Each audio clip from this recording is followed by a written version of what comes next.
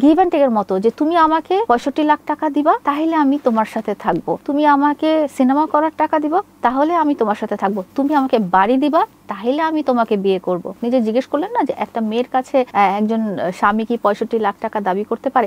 সেই একই রকম দাবি কিন্তু আমার কাছেও করা হয়েছিল। আমার কাছে গুলশান বাড়িধারে 10-12 তালার একটা বাড়ি চাওয়া হয়েছিল এবং আরো অনেক কিছুই চাওয়া হয়েছিল যেগুলো দেওয়া হয়ে গেছে, কিন্তু শুধু বাড়িটাই দেওয়া হয়নি। তো এরকম দাবি আমার সাথেও করা হয়েছে। সো এই ঘটনাটার যে সত্যতাটা, যে এটা যে হতেও পারে সেটার মানে একেবারেই সাক্ষী প্রমাণ হচ্ছে আমি। তো আসলে আমাদের সমাজে কি হয় যে একটা ছেলে হবে নির্ভরতার স্থান, দায়িত্ব নেওয়ার স্থান, সেখানে এই বিপরীত ধর্মী জিনিসটা আমার সাথে যেরকম হয়েছে আমি দেখলাম সেম বর্ষাপুর সাথেও হয়েছে। তো ঘটনাটা আমি খুব রিলেট করতে পারি, বিকজ আমি যেটা বলছিলাম যে বর্ষাপুর লাইফের সাথে আমার লাইফটা দেখা গেছে যে এত বেশি মিলে গেছে যে চিন্তার বাইরে। বর্ষা আপু কিন্তু প্রথমে যখন ভয়েস রেকর্ডটা ভাইরাল হয়ে গেল, উনি টাকা চাচ্ছিলেন, তারপরে কিন্তু বর্ষা আপু লাইভে এসেছিলেন এবং বিভিন্ন জায়গায় ইন্টারভিউ দিয়ে বলেছিলেন যে না, এটা একটা এআই দিয়ে করা হয়েছে। কেন করা হয়েছে জানেন? আপনারা হয়তো বলবেন যে না, এই মহিলা এক এক টাইমে এক এক কথা বলে। আসলে সবাই চায় সংসারটা টিকায় রাখতে।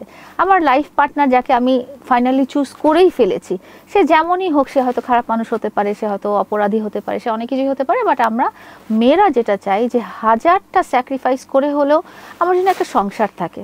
সবাই এটা চায়। সবাই চায় না যখন একটা মেয়ের ডিভোর্স হয়ে যায় তখন সে যখন মা বাবার কাছে ফেরত যায় তখন কিন্তু সে খুব ছোট মন নিয়ে মা বাবার কাছে ফেরত যায়, এবং তখন তার অবস্থানটা কিন্তু ফ্যামিলিতে খুব ছোট, তার পারিপার্শ্বিক অবস্থাটা এত বেশি বৈষম্যমূলক হয়ে যায় এবং এত বেশি খারাপ হয়ে যায়, সে মেন্টালি তখন খুব খুঁজে যে আমি আমার নিজের একটা সংসার হোক, আমার নিজের একটা সঙ্গী হোক, একটা সম্মানের জায়গা থাকুক যেখানে আমি অ্যাটলিস্ট শান্তিতে থাকবো, যেখানে আমি আসলে মানুষের কথা শুনতে হবে না, আমাকে মানুষের কাছে আমার বৈষম্যমূলক আচরণ দেখতে হবে না, বা আমি কারো কাছে ছোট হব না, আমার সংসারে আমি সর্বে সর্বা থাকবো। এটাই আসলে সব মেয়েদেরই, সেটা একটা আমি যেটা বলেছি যে একটা রাস্তার ভিখারি বলেন বা একটা কেউ বলেন যে প্রতি রাতে হয়তো এক একটা লোককে তার কাস্টমার হিসেবে নিয়ে আসে, সেও কিন্তু একটা স্বপ্ন দেখে যে তার একটা সংসার হবে। তো এখানে বর্ষা আপু বিয়ে করে সংসার করতে চাওয়াটা কোনো অপরাধ না, তার ভালোবাসার মানুষ হিসেবে উনি রাসেল মিয়াকে চুজ করেছেন সেটাও কোনো অপরাধ না, কিন্তু মানুষটা যে সঠিক হয়নি এটা তো তার দায়িত্ব না। মানুষটারও তো অনেক সুযোগ ছিল,